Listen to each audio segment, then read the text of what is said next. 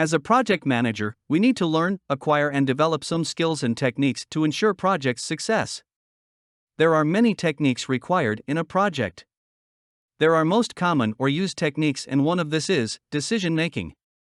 Management decision making is choosing a course of action after considering different options to accomplish an organization's goals. When making a decision, the following steps, compiled by UMass and Dartmouth, can help organize your thoughts and go about decision making more deliberately and thoughtfully. Step 1. Identify the decision, define the problem, and determine if a decision is required. Step 2. Gather relevant information. This step involves gathering internal and external data. Gather internal information with self-assessment and consider your motivations. Capture external information: colleagues, online, books, and other resources. Step 3. Identify the alternatives. Identify and list all possible courses of action as they arise.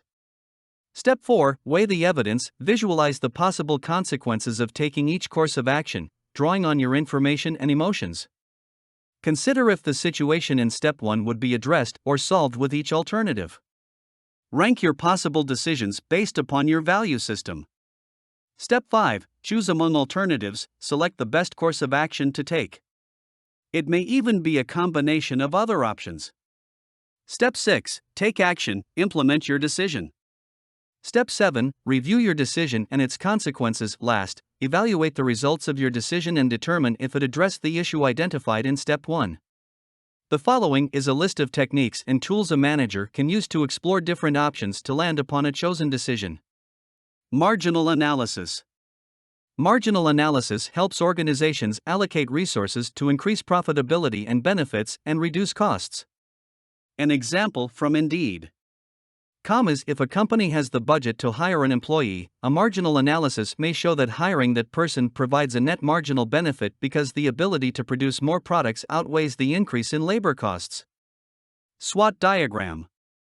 This tool helps a manager study a situation in 4 quadrants. Strengths: where does the organization excel compared to its competition? Consider the internal and external strengths. Weaknesses: what could the organization improve? Opportunities: how can the organization leverage its strengths to create new avenues for success? How could addressing a specific weakness provide a unique opportunity? Threats: determine what obstacles prevent the organization from achieving its goals. Decision matrix.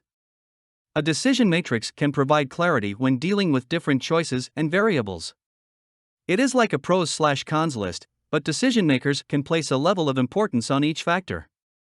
According to dashboards, to build a decision matrix, list your decision alternatives as rows.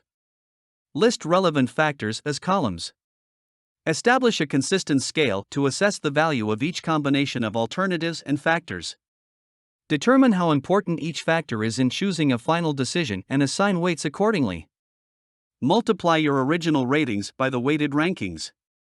Add up the factors under each decision alternative. The highest scoring option wins. Pareto analysis.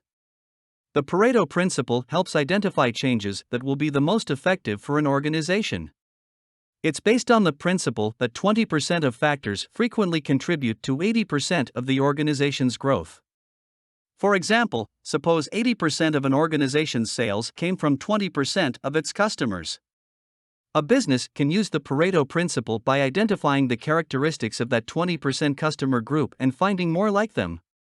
By identifying which small changes have the most significant impact, an organization can better prioritize its decisions and energies. Decision-making pitfalls. Taking a systematic approach to decision-making helps managers avoid making quick decisions without adequately considering the consequences to the organization or their reputation. Some of the pitfalls of decision-making include consultation ambiguity. This can be a scenario where a group of employees all feel like they have a vote in a decision, or when a manager asks for input but doesn't consider a group's views. It's important for a manager to solicit feedback, but to make sure that contributors understand it's the manager's final decision. Avoiding discomfort. Sound management decision-making requires leaders who do not confuse their need for comfort with making the best decision. Some of the most effective decisions involve a degree of discomfort for the manager. Appearing indecisive, sometimes, a systematic decision-making process has a downside. Being too rigorous in evaluating every possible angle can draw out the process and open the risk of appearing indecisive. Keep stakeholders informed about the timeline for a decision. Blind spots. People have particular perspectives and ways of thinking that can create blind spots, which may be important for an effective decision but cannot be readily apparent. It can be helpful to seek input from trusted colleagues to provide a different perspective. Groupthink. This occurs when a group's members want to minimize conflict and reach a comfortable decision at the expense of a critical evaluation of other ideas and viewpoints. It's important to explore alternatives a group may not have considered. Great job! Keep moving forward. See you in next videos.